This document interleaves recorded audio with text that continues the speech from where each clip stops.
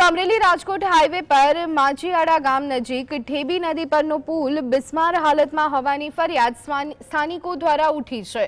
આ પુલ national highway authority of ઇન્ડિયાના કાર્યક્ષેત્ર હેઠળ આવે છે, પરંતુ તેની જર્જરિત સ્થિતિના કારણે ગંભીર અકસ્માતનું જોખમ પણ રહેલું છે।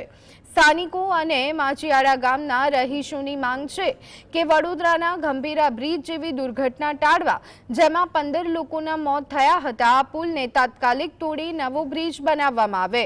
આ હાઈવે પર રોજ હજારો વાહનો પસાર થાય છે અને 2015ના પૂરમાં શેત્રુંજી નદીના પુલને નુકસાન થયું હોવાનો ઇતિહાસ પણ છે।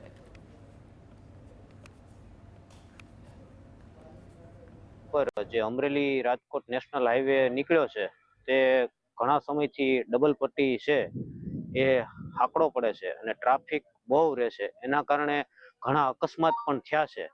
જો આ તંત્ર વહેલું નહીં જાગે અને 4 લાઈન પોળો રોડ નહીં બનાવે તો આવા નવા અકસ્માત સર્જાયા કરશે।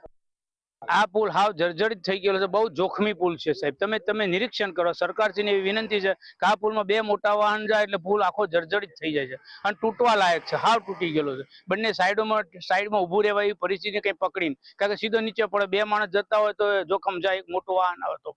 એટલે આ સરકારશ્રીની વિનંતી, તાત્કાલિક આ પુલ નવો બનાવો।